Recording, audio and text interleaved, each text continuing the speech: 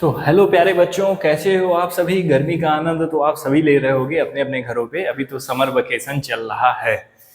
तो आज हम लोग, अगर आप इस वीडियो लेक्चर पे आए हो, तो आज हम सीखेंगे एक्सरसाइज 4.2 का क्वेश्चन नंबर 6, जिसको जिसको देख देख के सबको डर लगता है।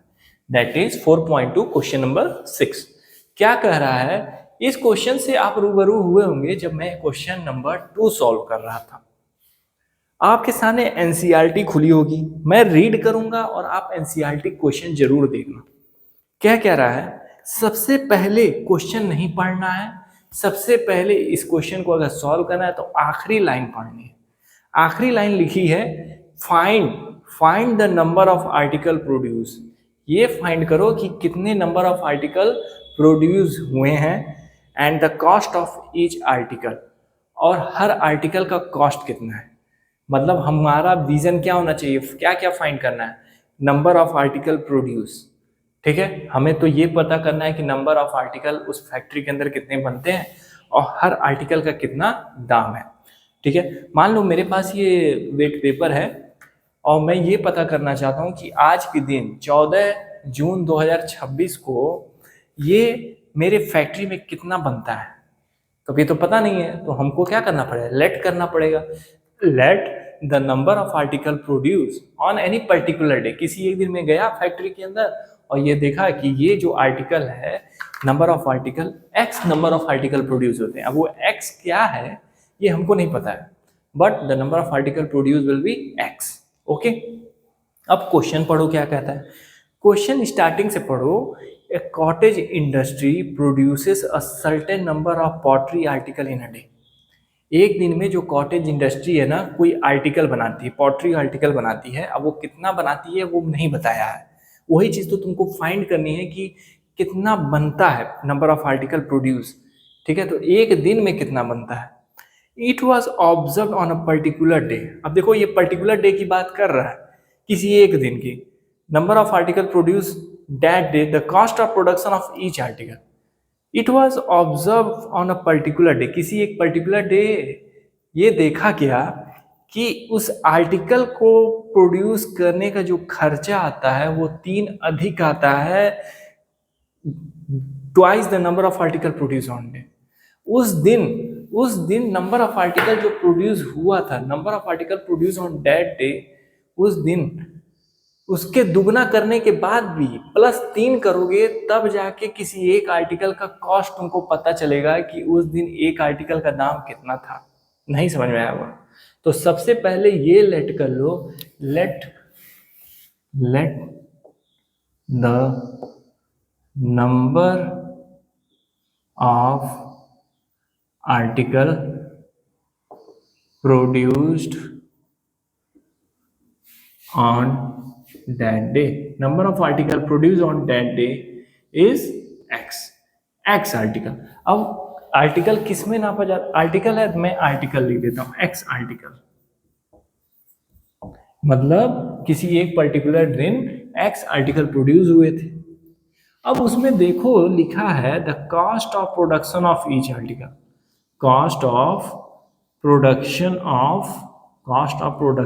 Of each article on particular day, each article on particular day, on particular day, each article on particular day। क्या है?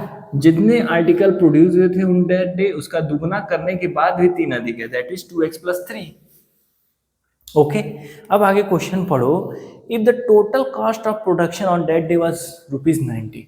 कह रहा है पूरे दिन का जो प्रोडक्शन का खर्चा आया था वो 90 रुपये आया था। तो कैसे निकालेंगे?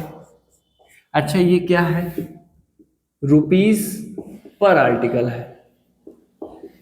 और टोटल कॉस्ट ऑफ प्रोडक्शन कैसे निकलेगा? Total cost of production, total cost of production on that day. Total cost of production on that day क्या होगा? एक्स आर्टिकल है और उसका मल्टीप्लाई अगर रुपीस पर आर्टिकल से कर दें तो 90 रुपए के बराबर आ जाएगा।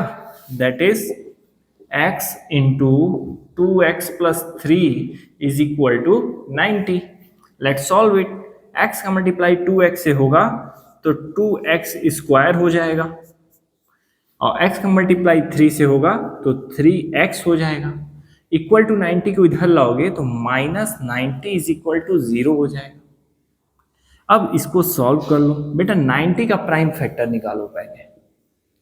2 से करो तो 45, फिर 3 से करो तो 15, फिर 3 से करो तो 5, और 5 से किया तो 1, और यहाँ पे 2 ऑलरेडी है। या तो 2 और 90 का मल्टीप्लाई 180 करके निकालो, या 90 एक कंपोजिट नंबर है उसका प्राइम फैक्टर निकालो, बाद में प्राइम नंबर 2 का यूज कर लो। मैं ऊपर लिख लेता हूँ। अब इन प्राइम नंबर्स को ऐसा आपस में मल्टीप्लाई और माइनस करो ना कि 3 आ जाए।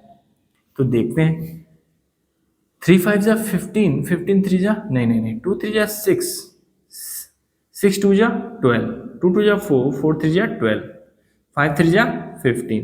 मतलब 15 में से अगर 12 माइनस कर दिया जाए, 15 में से अगर 12 माइनस कर दिया जाए तो हमको 3 मिल जाता है। मतलब 15 minus 12 is 3, 15 minus 12 is 3, that is 2x square plus 15 minus 12x minus 90 is equal to 0, that is 2x square plus 15x minus 12x minus 90 is equal to 0।